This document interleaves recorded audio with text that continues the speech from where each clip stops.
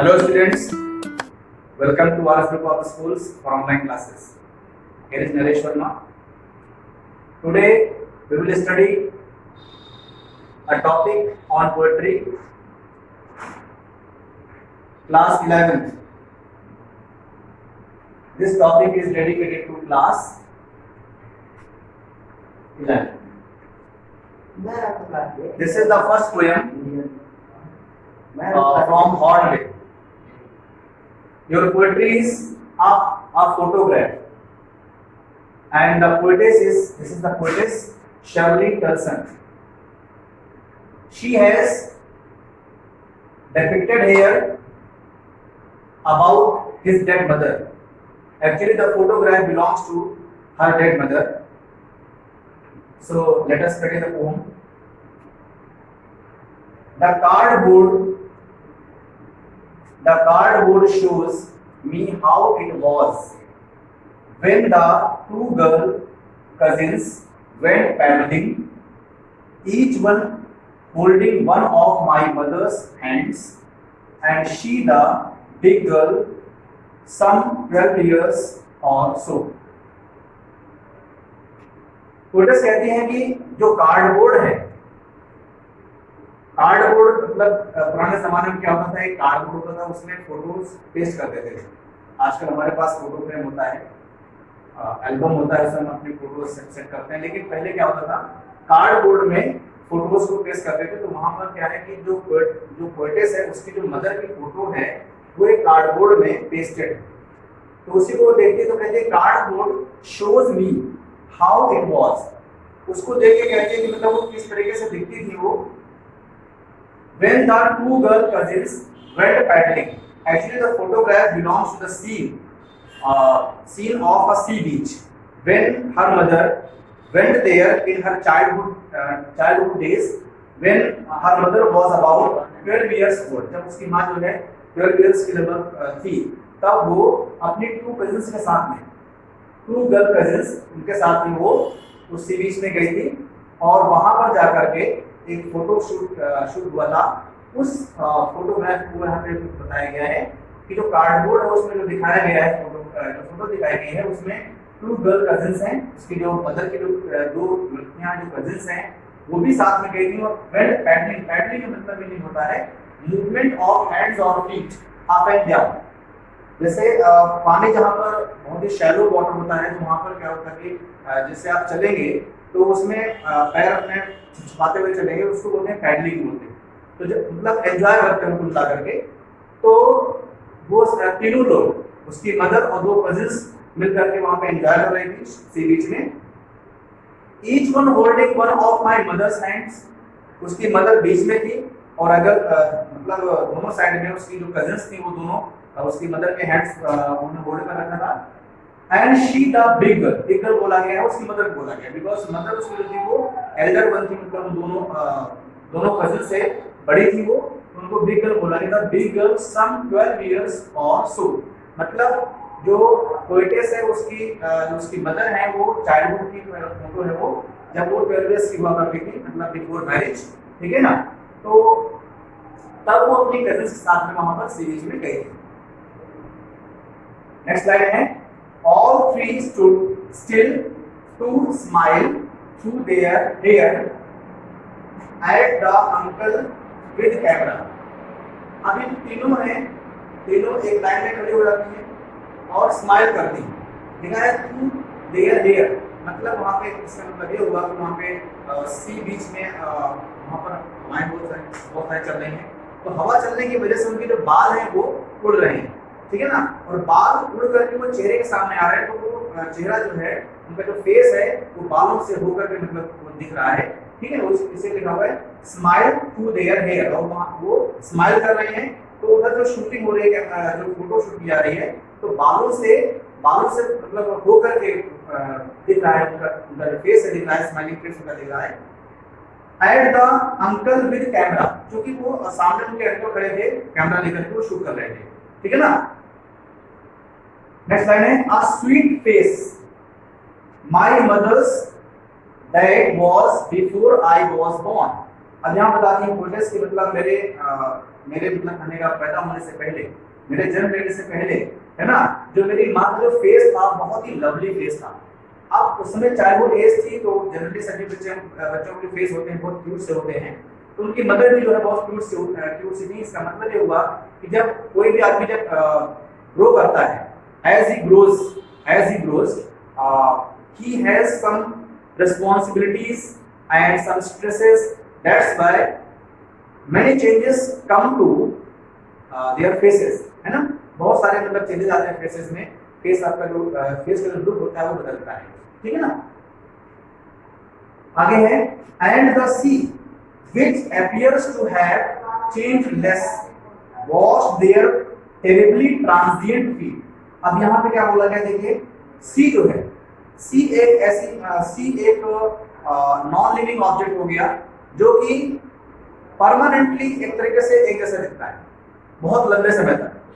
जब इसमें कोई भी स्लाइटली इसमें चेंज आएगा तो बहुत लंबे समय के बाद में आएगा, लेकिन जो लिविंग बीइंग्स होते हैं they are transient, they are temporary, they last their life for some time, ठीक है ना।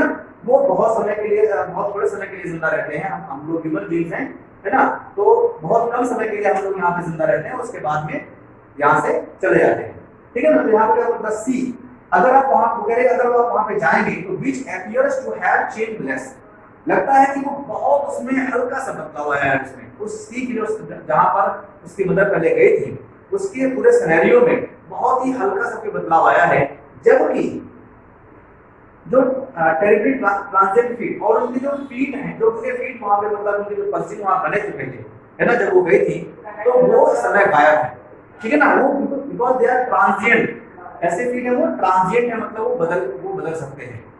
कुल मिलाकर के अगर आप सी बीच में जाएंगे तो अब वो सीन नहीं मिलेगा, बिकॉज उसकी अब यहाँ पर उसकी मदर है, now her mother is no more, that is why the whole scenario is changed, means you can not get the her mother and the two cousins there, only you can see the sea beach only, ठीक है ना।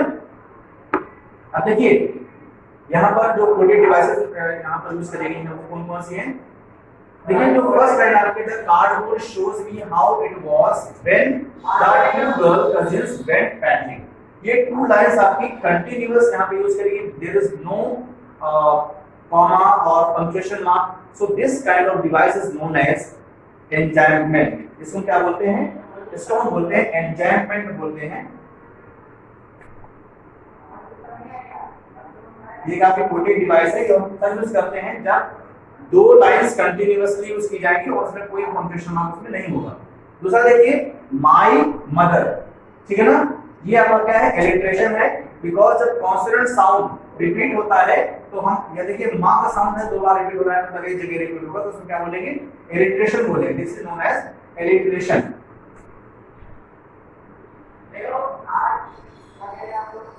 ये आपका alliteration है और यहाँ पर देखिए आपका वाई इधर यूज हुआ, ये भी आपका एलिट्रेशन है। यहाँ देखिए देयर सॉरी टेरिबली ट्रांजिएंट, अब देखिए यहाँ पे टी, जो टी का साउंड है वो भी आपका दोबारा यहाँ पर आ रहा है, ये भी हम यहाँ पर क्या होता है, ये भी आपका एलिट्रेशन ही हुआ, ठीक है ना। तो this way these coded devices have been used in this manner, okay। So the next part of this poem will be discussed in the next video. Thank you.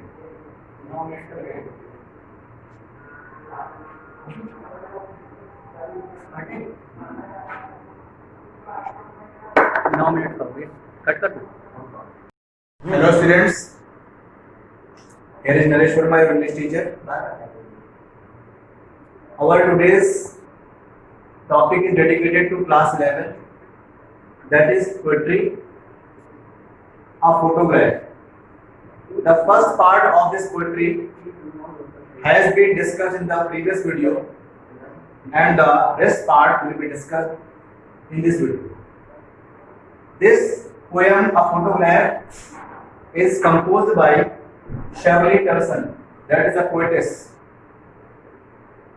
So, stanza number 2.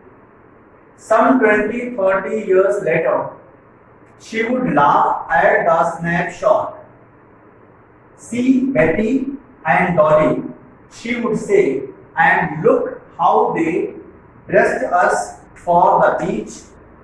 The sea holiday was her past, mine is her laughter, both rife with the labored ease of loss. So, in these lines, the poetess has discussed that when her mother grew older, of about 30 or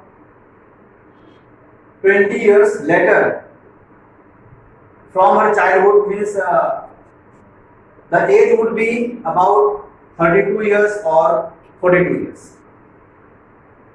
So when her mother saw her photograph, how she would feel? लिखा हुआ है जब जो है 20 या 30 सालों के बाद जब वो फोटोग्राफ शूट किया गया था, when the photograph was shot, after that time 30 और 20 years later, 20 या 30 सालों के बाद में क्या हुआ, जब वो देखती थी, she would, ये लिखा हुआ she would लिखा हुआ, she would laugh at the snapshot. जब उस फोटोग्राफ को देखती थी वो, तो कैसा फील करती थी? वो कहती थी सी बेटी कौन है? बेटी एंड डॉली, टू गर्ल्स, जो अभी बताया गया था उसमें प्रीवियस वीडियो में भी, जो दो गर्ल्स कजिन थी जो साथ में वहां पे गई थी सी बीच में, तो उनका नाम क्या था? बेटी एंड डॉली, ये दोनों गए साथ में। तो वो कैसी मतलब कैसी वो वहां पे दिखती थी और किस तरीके से उन्होंने कह रही हैं कि देखिए बेटी और डॉली ने शी से कहती थी and look how they dressed us for the beach, किस तरीके से उन लोगों ने मुझे ड्रेसअप किया था या अपने आप को भी ड्रेसअप किया था किस तरीके से, है ना। ये वो उस फोटोग्राफ में उनका जो ड्रेसिंग है, जो उन्होंने पहना हुआ है वो दिख रहा है, तो वो उसी को रिकॉल कर रही है। देखिए फोटोग्राफ जब भी आप देखते हैं, whenever you see the photograph, you recall your memories, the past memories, and you enjoy that moment. तो यहाँ पर जो है जो उसकी जो पोएट्स की जो मदर है उस फोटोग्राफ को देख करके एंजॉय कर रही हैं कि और उनको याद आ रहा है, वो सीन याद आ रहा है जब वो अपने मतलब 20-30 साल पहले जब वो अपने कजिन साथ में सी बीच में गई थी एंजॉय करने के लिए, ठीक है ना। आगे लिखा है the C holiday was her past. अब देखिए उनकी मदर के लिए बोला गया है कि सी हॉलीडे, जब हॉलीडे होता था तो वो सी बीच में जाती थी, ये उनका यूजुअल तरीके से रूटीन होता था कि जब भी हॉलीडे होता था तो सी बीच में। इसका मतलब ये हुआ कि सी बीच के किनारे ही वो कहीं पर रहती होंगी, है ना, जो उनका रेजिडेंस होगा वो सी बीच के किनारे होगा। तो हॉलीडेज में मतलब बहुत ही इजीली हो जाती थी वहां पे, है ना, अपना हॉलीडेज एंजॉय करने के लिए सी बीच जाती थी। तो ये उनका पास था। अब वो कहीं और रहती है, बहुत दूर रहती होंगी, तो अब वो उस तरीके का मतलब जाना नहीं हो पाता या हॉलीडेज नहीं उनको मिल पाते हैं। चाइल्डहुड में पढ़ती होंगी तो हॉलीडेज मिलते होंगे, ठीक है ना। जाहिर सी बात है, अब उनकी मैरिज होगी तो वो इन्वॉल्व होंगे अपने सारे मतलब काम में, है ना, अपने मैरिड लाइफ में। तो अब उनको एंजॉयमेंट करने का मौका नहीं मिल रहा था जिस तरीके से बचपन में मिलता था हॉलीडेज पीरियड में, ठीक है ना। तो वही कह रहा है कि मतलब कि जो उनकी मदर है वो अपने पास्ट को, जब उनको हॉलीडे मिलता था और जब वो सी बीच जाकर एंजॉय कर रहे थे, तो वो अपने पास्ट को मतलब सोच करके बहुत ही खुश हैं और थोड़ा सा फील भी हो रहा है कि मतलब वो चला गया मुझसे, अब दूर हो गया, तो थोड़ा डिसअपॉइंट भी है। Mind is her laughter. अब ये माइंड किसके लिए बोला गया? माइंड पोएट्स अपने लिए बोल रहे हैं कि मेरे लिए क्या है, जो मेरी मदर की जो हंसी है, जो उनकी खुशी थी, जब वो, इसका मतलब ये हो कि मदर को अपनी वो इस समय खो चुकी है, जो पोएट्स है अपनी मदर को खो चुकी है, तो वो देखती, जब वो देखती थी अपनी मदर को कि मदर किस तरीके से फोटो को देख कर कितना वो खुश होती थी, है ना, उस खुशी को अब वो देख नहीं पा रही। मतलब ये उनके लिए पास्ट है। उसकी मदर के लिए क्या पास्ट था? सी हॉलीडे पास्ट था, लेकिन उस पोएट्स के लिए क्या पास्ट है? उसकी मदर की लाफ्टर, मतलब उसकी मदर की हंसी, खुशी। बोथ राय की मीनिंग क्या होता है? राय मतलब होता है, कर सकते हैं डिसअपॉइंटेड और ब्रेक दे सकते, थोड़ा सा, है ना, थोड़ा सा नेगेटिव वर्ड है। Both wry with the laboured ease of loss. अब देखिए लॉस किसका लॉस है? उसकी मदर का जो लॉस हुआ, यानी कि जो मदर उसकी समय नहीं है, हर मदर इज नो मोर, ठीक है ना। तो पोएटस ने अपनी मदर को लूज किया, ये लॉस हो गया ग्रेट लॉस उनके लिए, और जिसको बहुत ही परिश्रम से, मतलब बहुत मेहनत से वो चीज उन्होंने गेन की थी, अपनी मदर को पाया था, ठीक है। और वो अब इस समय नहीं है उनके बीच में, और वो इजीली, देखिए ईज ऑफ लॉस लिखा हुआ है, मतलब ये जैसे कि वक्त गुजरता चला जाता है और कुछ चीजें हमारे कंट्रोल में नहीं होती, जैसे डेथ है हमारे कंट्रोल में नहीं है, जो टाइम गुजर रहा है ये हमारे कंट्रोल में नहीं, हम चाहें भी तो उसको रोक नहीं पाएंगे, ठीक है ना। जिसको मतलब ये संसार जो है आने जाने का है, कोई आता है कोई जाता है, ये हमेशा लगा रहता है। तो ये आसानी से हो गया ईज ऑफ लॉस, मतलब ये जो लॉस है ये चला भी गया और बहुत ही इजीली चला गया, मतलब इसमें हम लोग इसमें कुछ नहीं कर सकते हैं। तो वही इसमें कहा, मतलब जो हमने बहुत ही मेहनत से कुछ गेन किया था वो हमारे हाथ से निकल गया और उसको हम जान भी नहीं पाए, ठीक है ना। इसी ने हमने यूज किया लेबर्ड ईज ऑफ लॉस। अब देखिए लेबर्ड मेहनत करना और ईज मतलब होता है आसान, यानी कि आराम। मेहनत और आराम दोनों चीजें यहाँ पे ऐसे कंट्राडिक्टरी हैं। When two contradictory ideas or words or phrases are given in the same sentence at the same place, this kind of device, poetic device, is known as oxymoron. क्या होता है वो? Oxymoron होता है जब हम दो आइडियाज को या दो वर्ड्स, कंट्राडिक्टरी वर्ड्स को मतलब विलोम शब्दों को हम एक जगह यूज करते हैं, ठीक है, तो वहां पर हम ये पोएटिक डिवाइस को होती है ऑक्सीमोरन, ठीक है ना। और देखिए यहाँ पर भी आपका एग्जाम्पल है इन दो लाइन्स में, सम 20-30 years later she would laugh at the snapshot. यहाँ पर ये जो पूरा कंटीन्यूअस एक सेंटेंस है, बीच में कोई पॉज नहीं है, बीच में कोई भी आपका यहाँ पर पंक्चुएशन मार्क नहीं है, तो यहाँ पर भी अगेन यहाँ पर पोएटिस ने यहाँ पर क्या यूज किया है, एन्चैंटमेंट यूज किया है। This is also poetic device. Now come to next stanza, stanza number 3. This is the last stanza of this poem.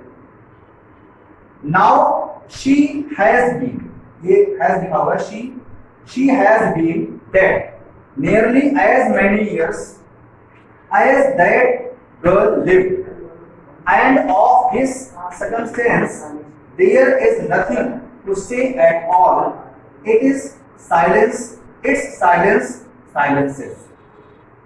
यहाँ पर क्या बोला गया है कि now she has been dead. अब पोएटस के पास में उसकी मदर नहीं है, अब वो मर चुकी है। nearly as many years, लगभग उतने साल हो गए हैं। as that girl lived, ये girl lived यहाँ अभी आपने इसके पहले जो पहला in the first stanza, the poetess has mentioned the year of the age of her mother, that was about 12 years old. तो कहते जितने साल की पहले हमारी माँ बचपन में थी उतने साल लगभग हो गए हैं उनको मरे हुए, उनको यहाँ से मतलब इस दुनिया से गए हुए, उनको उतने साल मतलब 12 साल उनको हो गए मरे हुए। 12 साल पहले उनकी मदर मर चुकी थी। एंड ऑफ दिस सर्कमस्टेंस, और ये जो परिस्थिति है ना, इसके बारे में देयर इज नथिंग टू से एट ऑल, इसमें क्या कहने वाली बात है ना। इसमें इंसान के वश में कोई चीज नहीं है, किसी का जन्म या मृत्यु, ये इंसान के वश में बिल्कुल नहीं है। तो ये ऐसी परिस्थिति है कि इसमें कुछ कहने वाली बात नहीं है, ठीक है ना। इट्स साइलेंसेस, अब केवल सन्नाटा ही सन्नाटा है और कुछ नहीं, ठीक है ना। So this is all about this poem. अब देखिए इसमें भी यहाँ पर क्या यूज किया गया, इसमें यहाँ पर लिखा है साइलेंसेस, फिर यहाँ पे जो सा का साउंड है वो 2 बार आ रहा है। यहाँ पर अगेन यहाँ पर क्या है, एलिट्रेशन यहाँ पर यूज किया गया है।